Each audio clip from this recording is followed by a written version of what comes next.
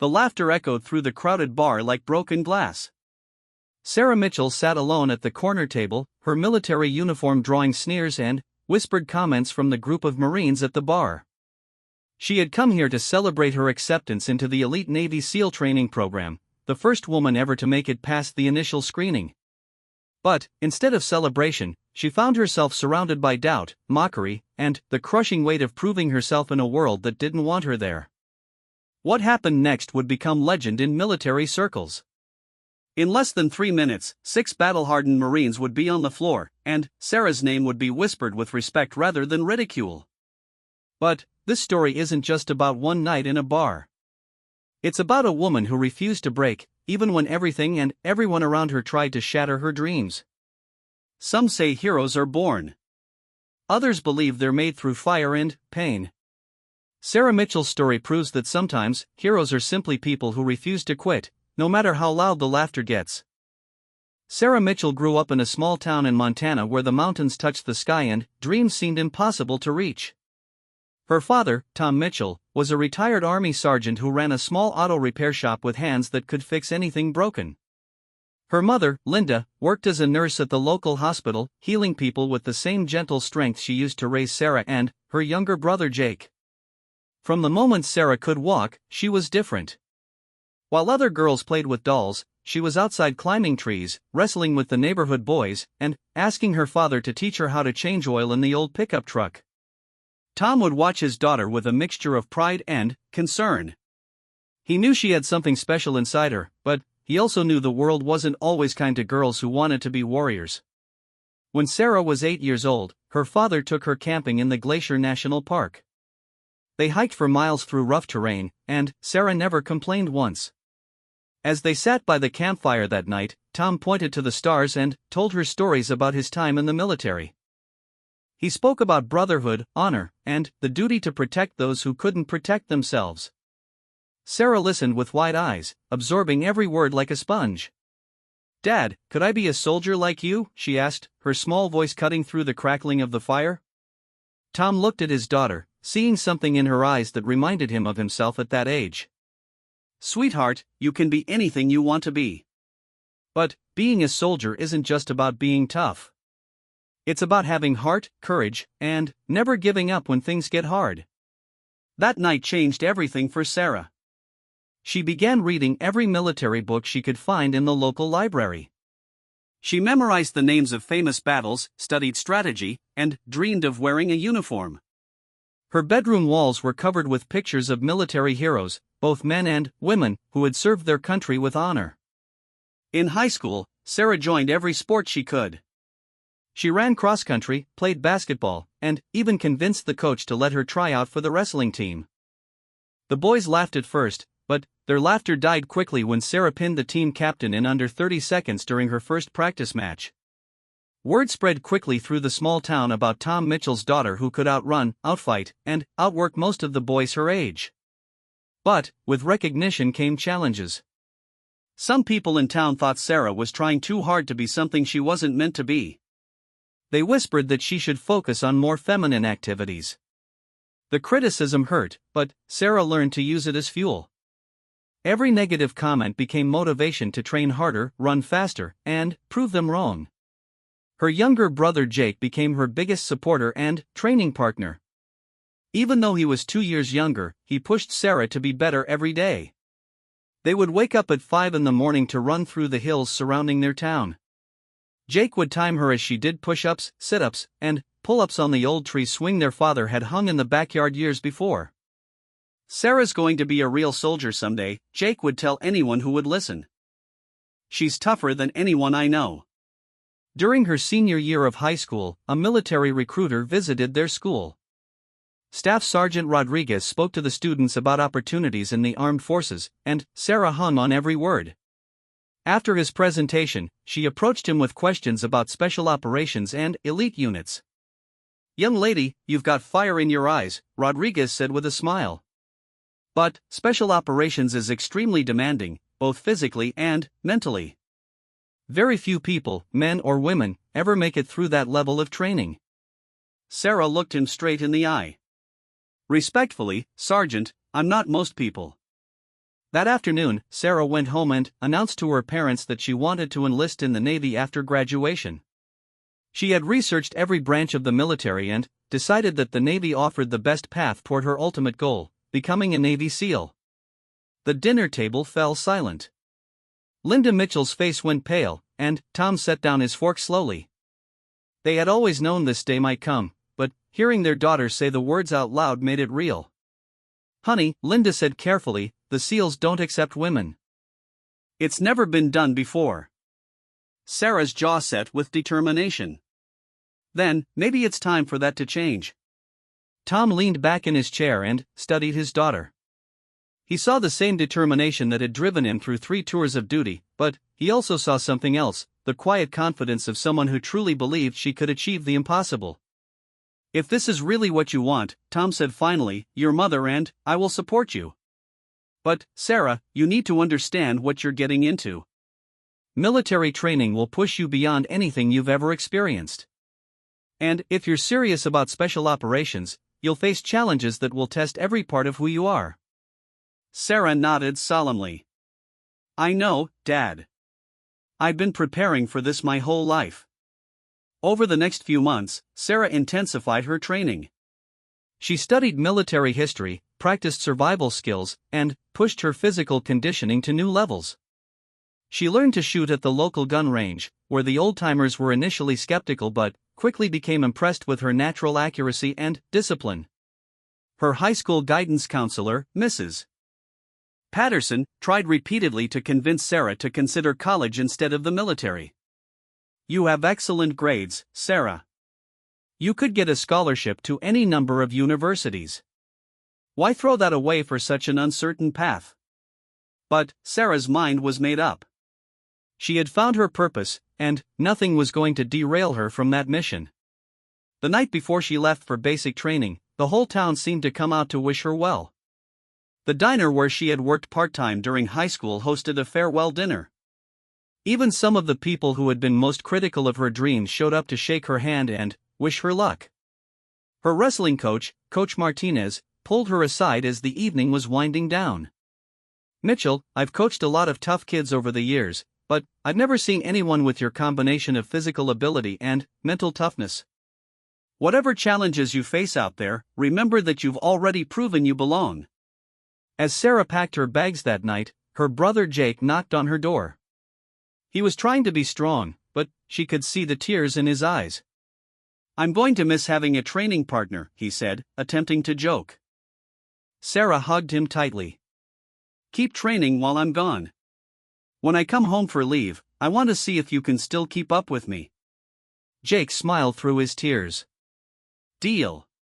But, Sarah, come home safe, okay?" The next morning, as the bus pulled away from the small Montana town, Sarah watched her family growing smaller in the distance. Her father stood at attention, giving her a crisp salute. Her mother waved with tears streaming down her face. And Jake ran alongside the bus for as long as his legs could carry him. Sarah Mitchell was leaving behind everything familiar to chase a dream that most people said was impossible. She was 18 years old, determined, and completely unaware that the easy part of her journey was already behind her. The real test was about to begin, and it would push her to limits she couldn't yet imagine. But, as the Montana countryside rolled past the bus windows, Sarah felt something she had never experienced before, absolute certainty that she was exactly where she was supposed to be, doing exactly what she was meant to do. Whatever came next, she was ready for it. The bus ride to Naval Station Great Lakes felt like traveling to another planet. Sarah pressed her face against the window, watching the landscape change from the familiar mountains and forests of Montana to the flat farmlands of the Midwest. With each mile, she felt the weight of what she was attempting settling on her shoulders like a heavy pack. Boot camp began before dawn on a gray September morning. Recruit Division Commander Petty Officer First Class Williams stood before the new arrivals like a statue carved from granite. His voice could cut through steel when he spoke, and his eyes seemed to see straight through to a person's soul. "Ladies and gentlemen, for the next 8 weeks, your previous life does not exist," Williams announced to the group of nervous recruits. "You are no longer civilians. You are not yet sailors. You are nothing until you prove you deserve to wear the uniform of the United States Navy. Sarah stood in formation with 47 other recruits, trying to keep her face expressionless while her heart pounded like a drum. She had trained for this moment, but nothing could have prepared her for the intensity of that first day. The physical demands were exactly what she expected, but the mental pressure was unlike anything she had ever experienced. The other recruits came from all walks of life. There was Tommy Rodriguez from Los Angeles, who had joined to escape gang violence in his neighborhood. Jennifer Walsh from Ohio, whose father had been killed in Afghanistan when she was 12. Marcus Johnson from Detroit, who wanted to become a Navy pilot. And dozens of others, each carrying their own dreams and fears. From the very first day, Sarah noticed that she was being watched more carefully than the others. Every push-up was counted twice. Every time she spoke, the drill instructors seemed to listen with extra attention. She quickly realized that being one of only 6 women in the division meant she would have to work twice as hard to prove herself. The physical training was brutal but manageable for Sarah. Years of conditioning in Montana had prepared her body for the demands of military exercise. She could keep up with the fastest runners, match the strongest recruits in strength training, and push through exhaustion when others began to fail. But it was the mental challenges that truly tested her resolve. During the 3rd week of training, Petty Officer Williams called Sarah into his office after evening chow. The small room was decorated with military awards and pictures of Williams with various units he had served with over his 20-year career. Sarah stood at attention, staring straight ahead while Williams studied her file. "Mitchell, I've been watching you," Williams said without looking up from the papers. "Your performance is outstanding. Top 5% in every category. But I need to ask you something, and I want a completely honest answer." Sarah remained at attention. "Yes, Petty Officer Williams. What's your real goal here? Because I've seen that look in your eyes before, and it's not the look of someone who just wants to serve on a ship for 4 years." Sarah hesitated for a moment, then decided to trust Williams with the truth. "Petty Officer Williams, my goal is to become a Navy SEAL." Williams set down the file and looked directly at Sarah for the first time since she had entered the room. His expression was unreadable, but Sarah thought she saw something that might have been respect in his eyes. "Mitchell, I'm going to give you some advice, and you can take it or leave it," Williams said. "The SEAL program is the most demanding training in the world. It's designed to break people, and it succeeds most of the time. The failure rate is over 80%, and that's for men who have been specifically recruited and prepared for that level of challenge." Sarah's jaw tightened, but she remained silent. Williams continued, "But here's the thing about SEALs that most people don't understand. It's not just about being the strongest or the fastest. It's about having an unbreakable will. It's about continuing to fight when your body is screaming at you to quit. And, Mitchell, in all my years of training recruits, I've rarely seen that kind of mental toughness in someone so young." That night, Sarah lay in her narrow bunk listening to the sounds of her fellow recruits sleeping around her. Some snored softly, others talked in their sleep, and a few tossed and turned as they struggled with homesickness or anxiety about the challenges ahead. But Sarah stared at the ceiling, thinking about Williams' words and visualizing her future. The weeks that followed were a blur of intense training, classroom instruction, and constant evaluation. Sarah excelled in every area, but she also began to notice subtle resistance from some of her fellow recruits. A few of the men seemed resentful that a woman was outperforming them, and they began making comments designed to undermine her confidence. "Hey Mitchell," called out recruit Peterson one evening as they cleaned their rifles. "You sure you're in the right branch? Maybe you should have joined the Coast Guard. I hear they're more accommodating to people like you." Sarah looked up from her weapon, her expression calm but her eyes sharp. "People like me, Peterson?" Peterson smirked, encouraged by the snickers from a few other recruits. "You know what I mean. This isn't exactly a woman's world." Tommy Rodriguez, who had become Sarah's closest friend in the division, started to stand up in her defense, but Sarah caught his eye and shook her head slightly. This was her fight. "Peterson, I don't know what kind of world you think this is," Sarah said quietly, "but last I checked, we're all wearing the same uniform, following the same orders, and working toward the same goal. If you've got a problem with that, maybe you should take it up with Petty Officer Williams. The tension in the room was thick enough to cut with a knife. Peterson's face turned red, but before he could respond, Williams appeared in the doorway. "Is there a problem here, recruits?" Williams asked, his voice carrying the kind of authority that immediately commanded attention. "No, Petty Officer Williams," the recruits answered in unison. Williams' eyes swept the room, taking in the scene. "Good. Because the only problem I want to see in here is dirty weapons that need cleaning. Is that understood?" "Yes, Petty Officer Williams." As Williams left the room, Peterson shot Sarah a look that promised the conversation wasn't over. But Sarah had learned something important that night. She wasn't just fighting to prove herself to the Navy. She was fighting to prove herself to every person who believed that women didn't belong in combat. The incident with Peterson was just the beginning. Over the next few weeks, Sarah faced a series of challenges that seemed designed to test not just her physical abilities, but her emotional resilience. Equipment would mysteriously go missing from her locker. Her bunk would be accidentally messed up during inspections. Small acts of sabotage that were almost impossible to prove but clearly intentional. Sarah never complained or reported the incidents. Instead, she used them as motivation to work even harder. She began waking up 30 minutes before reveille to double-check her equipment and prepare for the day. She studied longer, trained harder, and pushed herself to excel in every possible area.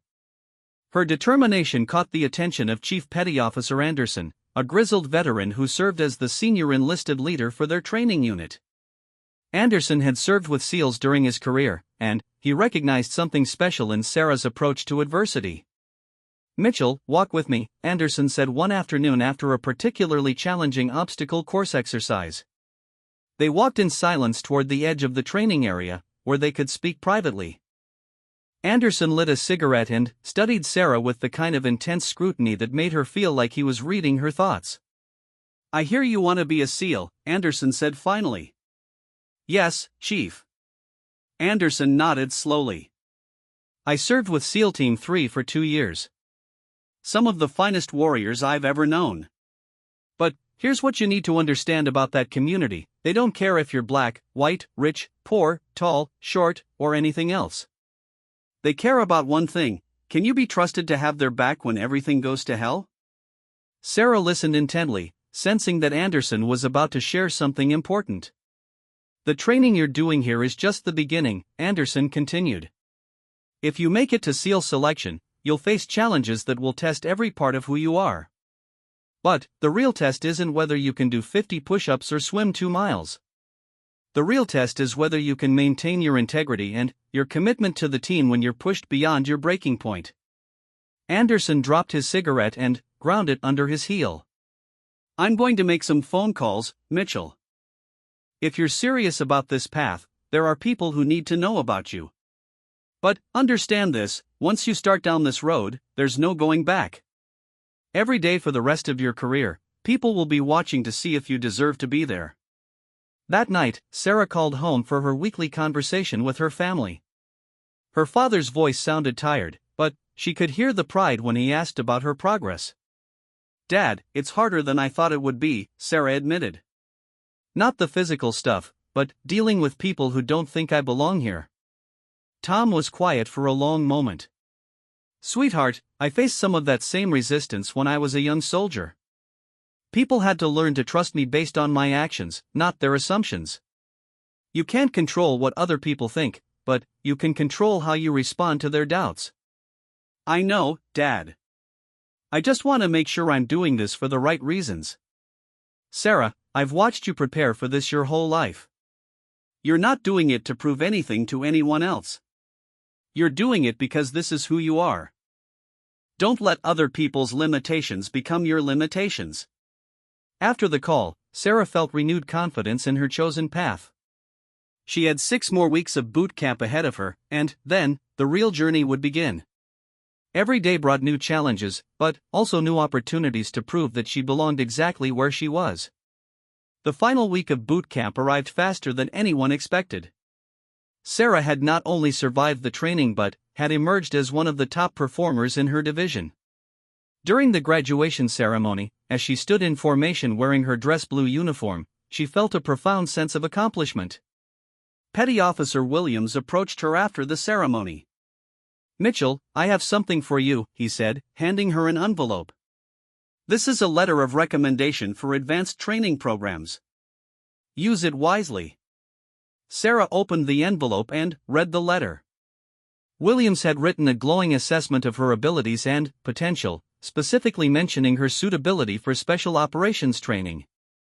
At the bottom, he had written a personal note: "Some people are born to do ordinary things extraordinarily well.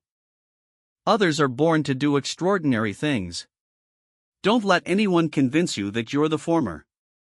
As Sarah prepared to leave Great Lakes for her next duty assignment, she reflected on everything she had learned during those 8 weeks.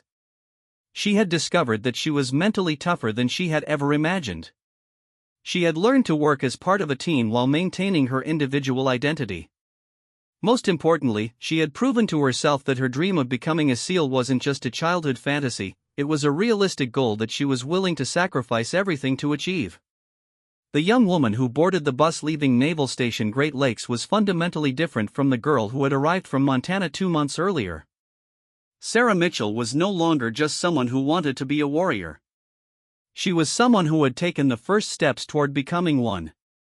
6 months after graduating boot camp, Sarah found herself standing outside the headquarters of Naval Special Warfare Command in Coronado, California. The Pacific Ocean stretched endlessly beyond the base, and the sound of waves crashing against the shore mixed with the distant sounds of intense training exercises. This was the home of the Navy SEALs, and Sarah had finally earned her chance to prove she belonged here. Her first assignment had been aboard the USS Hampton, a fast-attack submarine based in Norfolk, Virginia. For 8 months, she served as a sonar technician, learning the complex systems that made modern naval warfare possible. Her commanding officer, Lieutenant Commander Patricia Hayes, became an unexpected mentor and advocate.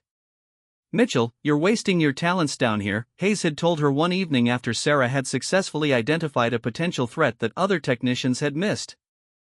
"I've been watching your performance, and I've never seen anyone adapt to submarine operations as quickly as you have. But I also know this isn't your end goal." Hayes had connections in the special operations community, and she made several phone calls on Sarah's behalf. When the opportunity to attend SEAL preparatory training finally came, Hayes personally delivered the orders to Sarah. "This is your shot, Mitchell," Hayes said. "Don't waste it." Now, as Sarah walked through the gates of Naval Special Warfare Command, she carried a sea bag containing everything she owned and a letter of recommendation from Hayes that described her as one of the most dedicated and capable sailors I have ever had the privilege to serve with.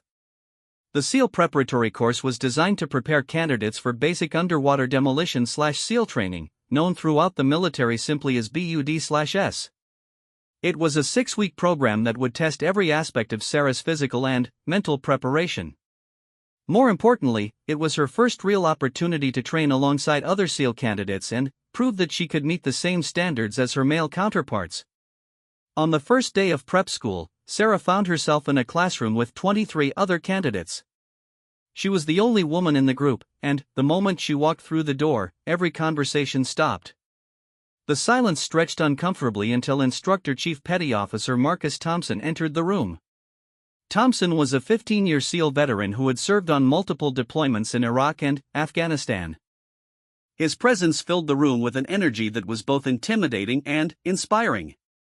When he spoke, his voice carried the authority of someone who had earned his position through years of combat and leadership. "Welcome to SEAL Prep School," Thompson began. "Over the next 6 weeks, we're going to prepare you for the most challenging military training in the world. Some of you will succeed. Most of you will not.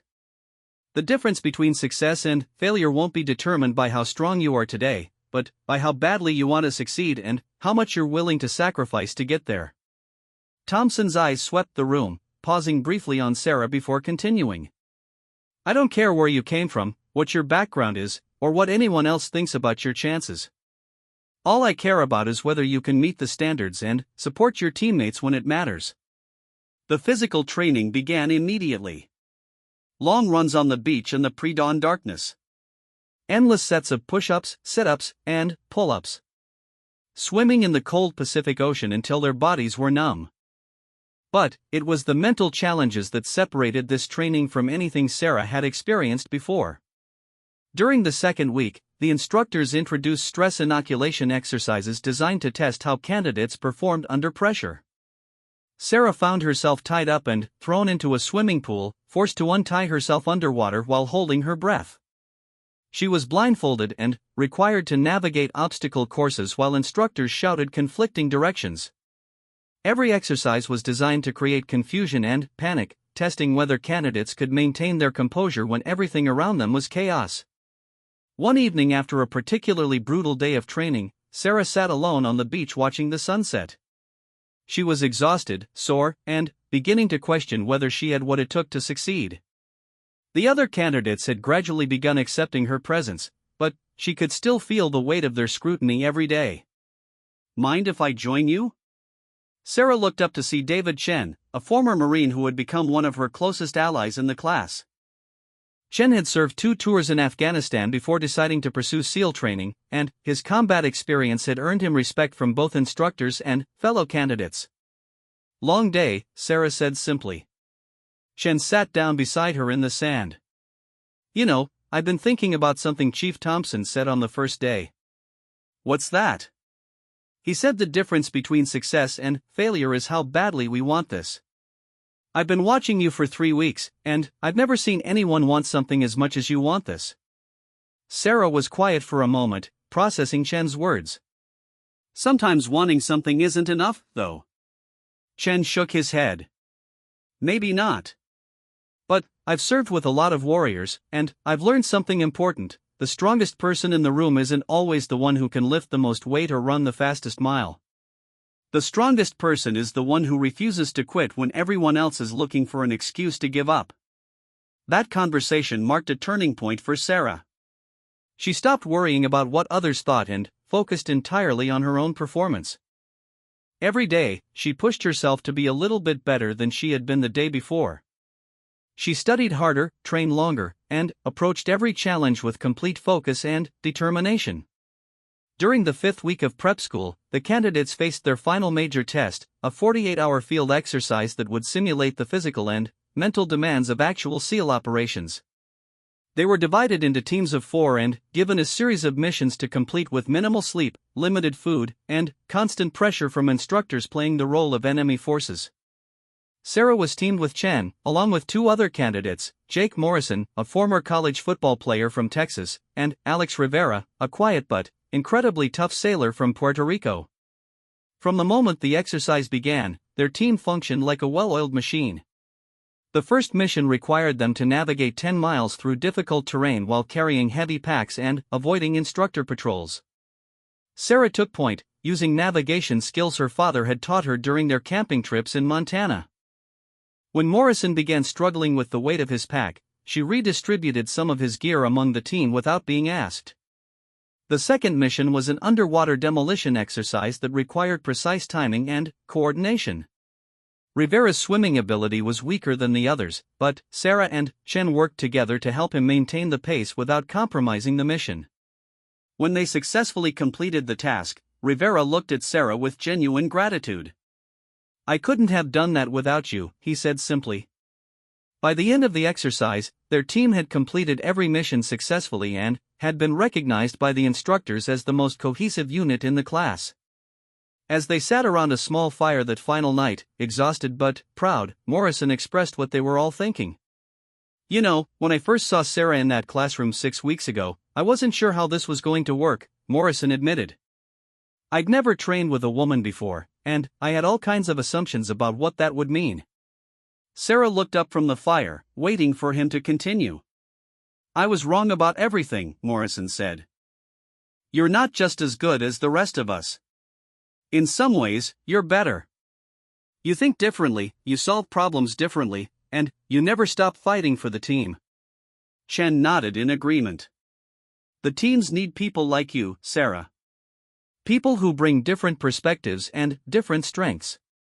Anyone who can't see that is an idiot." The graduation ceremony for prep school was held on a Friday morning in front of the main administration building. Sarah's parents had flown in from Montana to attend, along with Jake, who had just finished his sophomore year of college. As Sarah stood in formation with the other successful candidates, she felt a profound sense of accomplishment. Chief Thompson addressed the graduates with words that Sarah would remember for the rest of her life. "You've proven that you have the basic tools necessary to begin SEAL training. But, understand this, what you've accomplished here is just the beginning. Bud/S will test every part of who you are, and it will try to break you in ways you can't imagine. The only way to succeed is to remember why you're here and to never, under any circumstances, give up." After the ceremony, Thompson pulled Sarah aside for a private conversation. "Mitchell, I want you to understand something," Thompson said. "In 3 weeks, when you begin BUD/S, you're going to face challenges that no woman has ever faced before. There will be people who want you to fail, and there will be moments when you want to quit." Sarah looked him directly in the eye. "Chief, I didn't come this far to quit now." Thompson smiled for the first time since Sarah had met him. "That's what I was hoping you'd say. You've got something special, Mitchell. Don't let anyone convince you otherwise." That afternoon, as Sarah walked along the beach with her family, her father asked her if she was ready for what came next. "Dad, I've been ready for this my whole life," Sarah replied. "Everything that's happened up to now has been preparation for BUD/S. I know it's going to be the hardest thing I've ever done, but I also know I belong here." Tom Mitchell looked at his daughter and saw something he had never quite seen before: complete confidence in her own abilities. Sarah wasn't just hoping to become a SEAL anymore. She was expecting to become one. "Your mother and I are so proud of you," Tom said. "Whatever happens next, you've already accomplished something incredible." As the sun set over the Pacific Ocean, Sarah stood with her family and thought about the journey that had brought her to this point. Tomorrow, she would begin the most challenging phase of her military career. In 3 weeks, she would start BUD/S training and begin the final push toward her ultimate goal. But, tonight, she allowed herself to feel proud of what she had already achieved. She had proven that she could compete at the highest levels of military training. She had earned the respect of her instructors and fellow candidates. Most importantly, she had proven to herself that her dream wasn't just possible, it was inevitable. The little girl who had sat by a campfire in Montana listening to her father's war stories was gone. In her place stood a warrior who was ready to make her own mark on military history. The alarm clock screamed at 4:30 in the morning, but Sarah had been awake for an hour, staring at the ceiling and mentally preparing for the day that would change everything. After 18 weeks of basic underwater demolition/SEAL training, she had finally arrived at the moment every candidate both feared and anticipated: the beginning of Hell Week. Hell Week was legendary throughout the military. 5.5 days of nearly continuous physical activity with a maximum of 4 hours of sleep total. It was designed to push human beings beyond their breaking point and identify those who possessed the mental toughness necessary to serve as Navy SEALs. The failure rate during Hell Week typically exceeded 50%, even among candidates who had already survived months of intense preparation. Sarah pulled on her uniform in the darkness of her barracks room, checking and rechecking her gear. Her dive knife was sharp and properly secured. Her life vest was snug but not too tight. Her boots were laced exactly as she had learned during her first week of training. Every detail mattered during Hell Week, because the instructors would use any excuse to eliminate candidates who showed even the slightest weakness or inattention to detail. As she walked toward the assembly area, Sarah reflected on the journey that had brought her to this moment. The first phase of BUD/S had been exactly as challenging as she had expected. 8 weeks of progressive physical training that pushed every candidate to their limits. She had run countless miles on the beach, completed thousands of push-ups and sit-ups, and swum distances that would have seemed impossible just months before. But, more than the physical challenges, Sarah had faced constant scrutiny from instructors who were testing her mental resilience. Every day brought new opportunities for her to quit, and the instructors made sure she knew that quitting was always an option. A simple ring of the bell 3 times, and she could be out of the program and assigned to a regular Navy unit within hours. The other candidates in her class had gradually come to accept and respect her presence, but Sarah knew that Hell Week would be different. When people were pushed to their absolute limits, their true character emerged. Some would become even more supportive of their teammates, while others might look for someone to blame for their own struggles. Class 275 began BUD/S with 140 candidates. After 18 weeks, only 62 remained. Sarah had not only survived every elimination, but had consistently performed in the top 10% of the class. Her instructors had stopped treating her differently from the male candidates, which she considered the ultimate sign of acceptance. The assembly area was buzzing with nervous energy as the candidates gathered in the pre-dawn darkness. Instructor Chief Petty Officer Mike Stevens, the lead instructor for their class, stood before them wearing the intimidating expression that had become familiar over the past months. "Gentlemen and lady," Stevens began, his voice carrying across the formation, "today marks the beginning of Hell Week. For the next 5.5 days, you will be tested in ways that will challenge everything you think you know about your own capabilities." Stevens paused, allowing his words to sink in. "Some of you will discover that you're stronger than you ever imagined. Others will discover that they've reached their limit. There is no shame in either outcome, but there is shame in not giving everything you have." The first event was a 14-mile run along the beach, followed immediately by a 2-mile ocean swim in 60-degree water. The candidates would be carrying full gear, including inflatable boats that teams of 6 would have to transport over their heads during portions of the run. Sarah found herself assigned to Boat Crew 3, along with 5 other candidates she had trained with throughout BUD/S. The crew included Chen, who had become one of her closest friends and most trusted training partners. Also in the crew were Martinez, a former Army Ranger from El Paso, Williams, a college wrestler from Iowa, Thompson, a firefighter from Chicago, and Anderson, a former Marine from North Carolina. As they lifted the heavy inflatable boat over their heads and began running down the beach, Sarah felt a familiar surge of energy. This was what she had trained for her entire life. Every step was taking her closer to her goal of becoming a Navy SEAL. The run was brutal, but Sarah's crew worked together seamlessly. When Williams began struggling with the weight of the boat, the others adjusted their pace without being asked. When Martinez stumbled in the soft sand, Chen and Anderson immediately moved to support him. By the time they reached the transition point for the swim, their crew was among the first to arrive. The ocean swim was where Hell Week began to claim its first casualties. The cold water immediately sapped energy from the candidates, and the weight of their gear made every stroke a monumental effort. Sarah had always been a strong swimmer, but the combination of fatigue from the run and the shock of the cold water tested even her abilities. Halfway through the swim, she noticed that Thompson was falling behind. His face had turned pale, and his stroke rhythm was becoming erratic. Sarah knew the signs of someone approaching their breaking point. "Thompson, stay with me," she called out, adjusting her pace to match his. "We're going to finish this together." Thompson looked at her with exhaustion in his eyes, but nodded and focused on maintaining his stroke. For the next mile, Sarah swam beside him, offering encouragement and helping him maintain the pace necessary to complete the event within the time limit. When they finally reached the shore, Thompson collapsed in the sand, gasping for breath. Sarah knelt beside him, making sure he was okay before helping him to his feet.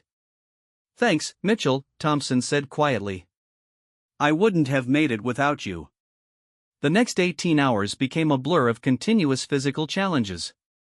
Log PT, where crews carried massive logs through various exercises. Sand berm runs that left candidates covered from head to toe in sand. Boat races in the surf that tested both physical strength and teamwork.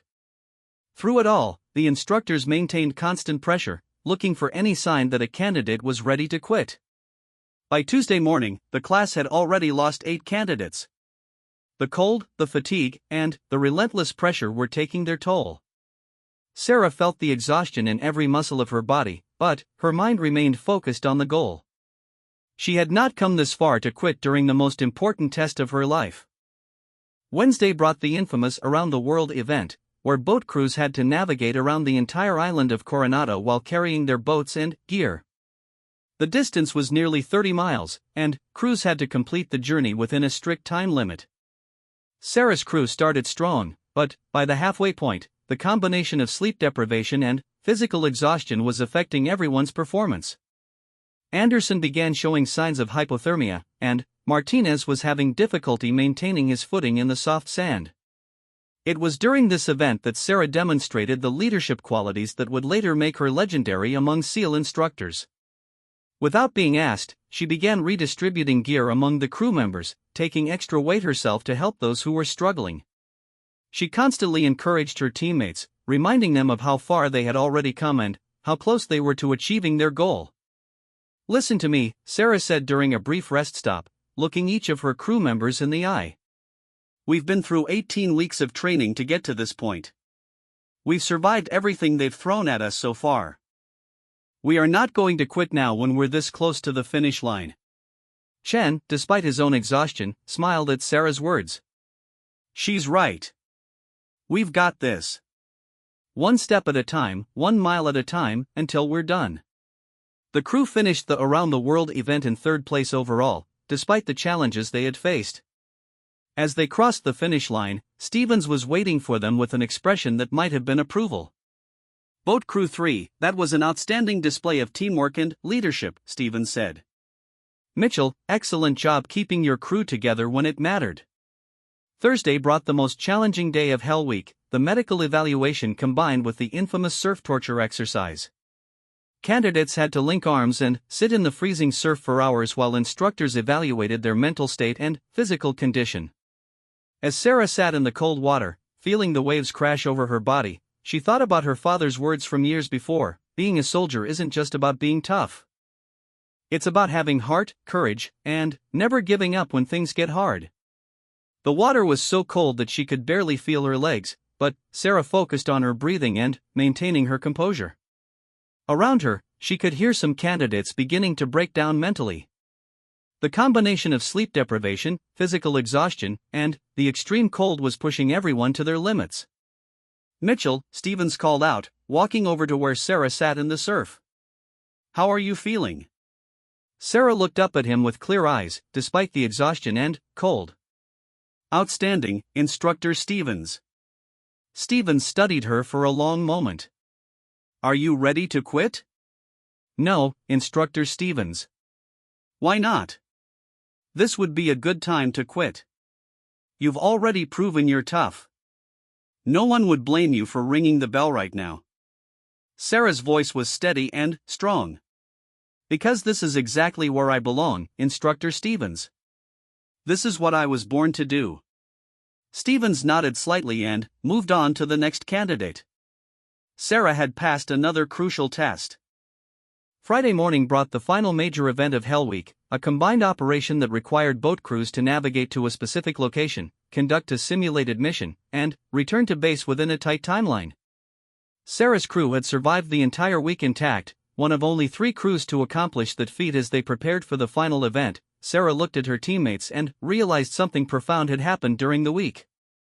They were no longer just 6 individuals who had been assigned to work together.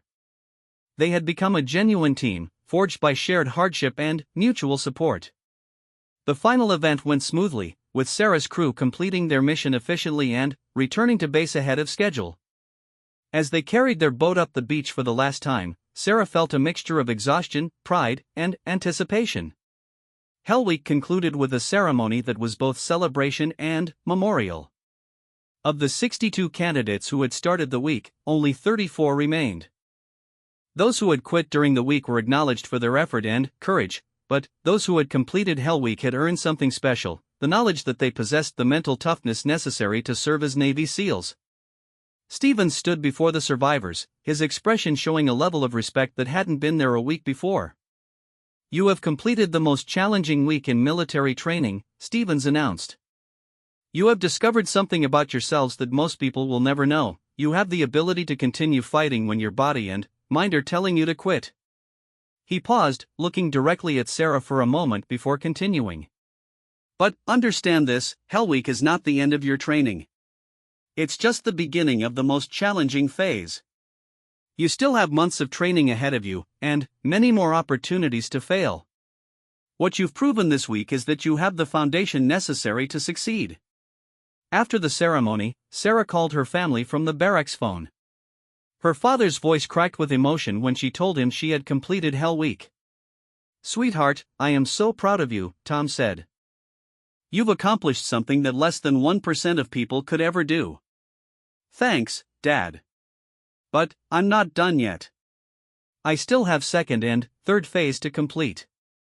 "Sarah," her father said seriously, "whatever happens from here, you've already proven everything you set out to prove. You've shown that women can succeed at the highest levels of military training. You've earned your place among the elite." That night, as Sarah lay in her bunk reflecting on the week, she realized that Hell Week had changed her in ways she was still discovering. She had proven her physical toughness and mental resilience, but, more importantly, she had discovered her capacity for leadership under the most extreme circumstances. The young woman who had arrived at BUD/S 18 weeks ago had been driven by a desire to prove herself. The woman who had completed Hell Week was driven by something deeper, the knowledge that she belonged exactly where she was and that she had the ability to help others succeed as well. Tomorrow would bring new challenges as she began the second phase of BUD/S training. But tonight, Sarah Mitchell could sleep peacefully, knowing that she had passed the ultimate test of her character and emerged stronger than she had ever imagined possible. 8 months after completing Hell Week, Sarah Mitchell sat in a crowded bar in Virginia Beach, wearing her dress uniform adorned with the gold trident pin that marked her as a fully qualified Navy SEAL. She had requested this meeting, choosing a civilian establishment where she could speak freely without the formal constraints of military protocol. Across from her sat Admiral Patricia Morrison, the highest-ranking woman in naval special warfare and the person who had the authority to make Sarah's ultimate dream a reality. The completion of BUD/S had been just the beginning of Sarah's journey. After surviving Hell Week, she had excelled in second-phase diving operations and third-phase land warfare training. She had graduated in the top 5 of her class and had been immediately selected for the Advanced Special Operations Combat Medic course. Her performance there had been exceptional, earning her recognition as the honor graduate and catching the attention of senior leadership throughout the SEAL community. But graduating from BUD/S and earning the Trident was only part of Sarah's goal. What she really wanted was to serve on an operational SEAL team, deploying on real missions where her training could make a difference. And that's where she had encountered an unexpected obstacle. "Lieutenant Mitchell," Admiral Morrison began, her voice carrying the authority of someone who had spent 30 years breaking barriers in the military, "your record speaks for itself. Outstanding performance in every phase of training, natural leadership abilities, and the respect of your instructors and peers. But I'm sure you understand why you requested this meeting." Sarah nodded, choosing her words carefully. "Yes, ma'am. I've been assigned to training positions for the past 8 months, despite my requests for operational deployment. I understand the complexities involved, but I believe I'm ready to serve in a direct combat role."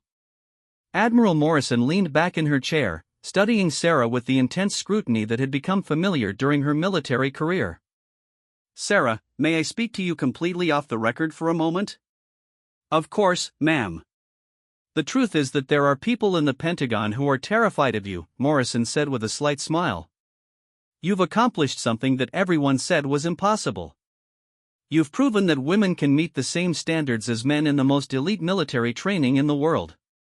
But now comes the really hard part, proving that you can perform in actual combat operations."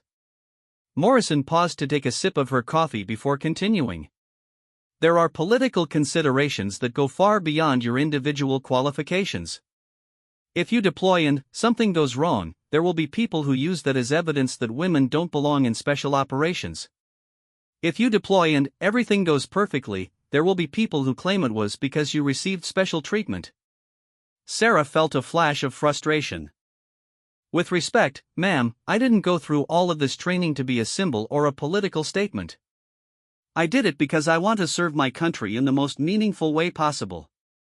"I know that, and that's exactly why you're going to get your chance," Morrison replied. "SEAL Team 7 is deploying to Afghanistan in 6 weeks. They've specifically requested you for their team based on your medical training and your performance evaluations." Sarah felt her heart skip a beat. This was the opportunity she had been working toward her entire adult life. Morrison continued, but I need you to understand what you're walking into. Team 7 has a reputation as one of the most aggressive and effective SEAL teams in the community. Their last deployment had a 97% mission success rate, but they also took significant casualties. The team leader, Commander Jake Reynolds, is a 15-year veteran who has served multiple deployments in Iraq and Afghanistan. His men are completely loyal to him, and they've specifically requested you because they believe you can contribute to their mission success. When do I report, ma'am? Monday morning. But, Sarah, I need you to promise me something. You're not just representing yourself out there. Whether it's fair or not, you're representing every woman who has ever dreamed of serving in special operations. Don't let the pressure of that responsibility weigh you down, but don't forget it either. The next 6 weeks passed in a blur of intense preparation. Sarah underwent specialized training for the Afghanistan environment, studying the terrain, weather patterns, and enemy tactics she would face. She worked closely with Team 7, learning their communication protocols, operational procedures, and individual personalities.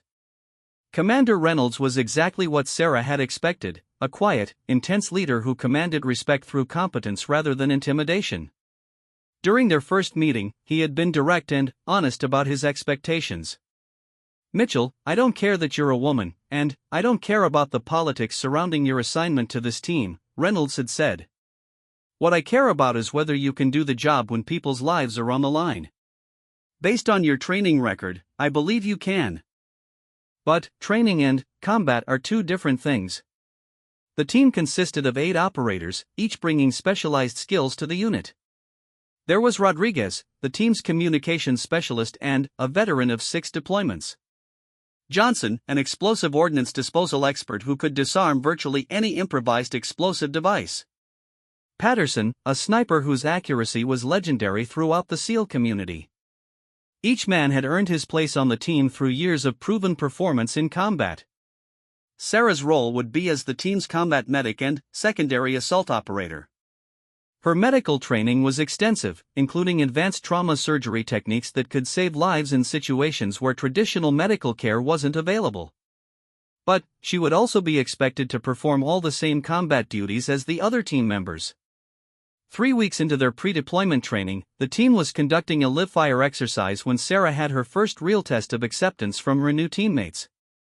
Patterson had been moving through a building clearing drill when he tripped and fell down a stairwell, landing hard on his shoulder and dislocating it painfully. Sarah was the first to reach him, immediately assessing his injury while keeping one eye on the tactical situation around them.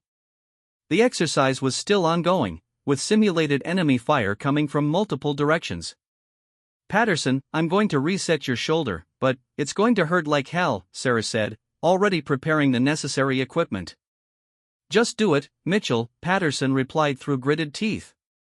Sarah performed the procedure quickly and efficiently, relocating Patterson's shoulder while maintaining tactical awareness of their surroundings. Within minutes, she had Patterson stabilized and ready to continue the exercise. After the training ended, Patterson approached Sarah privately. "That was some of the best field medicine I've ever seen," he said simply. "Thanks for taking care of me." Word of the incident spread quickly through Team 7, and Sarah noticed a subtle but significant shift in how the other operators treated her. She was no longer the new person trying to prove herself. She had become a trusted member of the team. The deployment to Afghanistan began on a cold February morning. Sarah stood on the tarmac at Naval Air Station Norfolk, watching as their gear was loaded onto the transport aircraft that would take them halfway around the world. Her parents had come to see her off, and the goodbye was emotional but brief. "Sweetheart, we're so proud of everything you've accomplished," her father said, embracing her tightly. "Come home safe." "I will, Dad. I promise." The flight to Afghanistan took 18 hours, with refueling stops in Germany and Qatar. Sarah used the time to review mission briefings and study intelligence reports about their area of operations. Team 7 would be based at a forward operating base in Helmand Province, conducting counter-terrorism operations against high-value targets. Their first mission came just 72 hours after arriving in country. Intelligence had located a Taliban commander who was coordinating attacks against coalition forces. The target was holed up in a compound in a remote village, surrounded by civilians and protected by an unknown number of fighters. The mission required a precision approach, fast insertion, rapid assault on the target compound, capture or kill the commander, and extraction before enemy reinforcements could arrive. It was exactly the type of operation that SEAL teams specialized in, but it was also Sarah's first real combat mission. As the team prepared their gear in the pre-dawn darkness, Sarah felt a familiar combination of nerves and excitement. This was what she had trained for her entire adult life. Everything that had happened before, boot camp, Bud/S, Hell Week, advanced training, had been preparation for this moment. Commander Reynolds gathered the team for a final briefing before they boarded the helicopters that would take them to the target area. "This is a straightforward direct action mission," Reynolds said, pointing to satellite photos of the target compound. "Fast and clean. Rodriguez and Johnson will secure the perimeter. Patterson will provide overwatch from the adjacent building. Mitchell, Williams, Thompson, and I will clear the main structure." Questions? Sarah raised her hand. "Rules of engagement, sir?" "Capture if possible, kill if necessary." "But, remember, there are civilians in the area." "Positive identification before engaging any target." The helicopter ride to the target area took 40 minutes, flying low through mountainous terrain to avoid detection. Sarah sat in the aircraft, checking and rechecking her equipment while mentally rehearsing the mission plan. Her medical kit was carefully organized and easily accessible. Her rifle was loaded and ready. Her communications equipment was functioning perfectly. As they approached the landing zone, the pilot's voice crackled over the intercom, 2 minutes out. Sarah felt the familiar surge of adrenaline that she had experienced during training exercises, but this time it was different. This time, the bullets would be real, and people's lives would depend on her performance. The helicopter touched down in a cloud of dust, and Team 7 moved quickly toward their objective. The night was quiet except for the distant sound of dogs barking and the soft footsteps of the operators moving across the rocky terrain. As they reached the outer wall of the target compound, Sarah could see the intelligence had been accurate. The building was exactly as described, with 2 guards visible at the front entrance and dim lights glowing from several windows. Reynolds gave the signal, and the assault began. Johnson used a small explosive charge to breach the compound wall, creating an entry point away from the main gate. Rodriguez immediately moved to secure the breach, ensuring no enemy fighters could escape or reinforce the building. Patterson took position on the adjacent rooftop, providing sniper support for the assault team. Sarah followed Reynolds, Williams, and Thompson through the breach and toward the main building. Her heart was pounding, but her training took over completely. Every movement was precise and deliberate. Every corner was checked carefully before advancing. Every potential threat was evaluated and addressed. As they reached the building entrance, gunfire erupted from inside. Muzzle flashes lit up the darkness, and bullets shattered the mud brick walls around them. Sarah pressed herself against the wall beside the doorway, waiting for Reynolds' signal to enter. Flashbang, 10 seconds, Reynolds called out, pulling a stun grenade from his vest. The explosion lit up the interior of the building like daylight, followed immediately by the team's entry. Sarah was third through the door, her rifle ready and her eyes scanning for targets. The interior of the building was exactly as the intelligence had described, a central room with doorways leading to smaller chambers. 2 Taliban fighters were on the floor, disoriented by the flashbang grenade. Williams and Thompson quickly secured them while Sarah and Reynolds moved toward the back of the building where the commander was believed to be hiding. As they approached the final room, Sarah heard a sound that made her blood run cold, the cry of a young child from behind the door they were about to breach. Reynolds heard it too and immediately signaled for the team to halt. The mission parameters had just become infinitely more complicated. The Taliban commander was using civilians, possibly children, as human shields. What happened next would test everything Sarah had learned about combat decision-making, tactical thinking, and moral courage under extreme pressure. The choices made in the next few minutes would determine not only the success of the mission, but the lives of everyone in that building. Sarah Mitchell had dreamed of this moment her entire life. Now, faced with the reality of combat, she was about to discover what kind of warrior she truly was.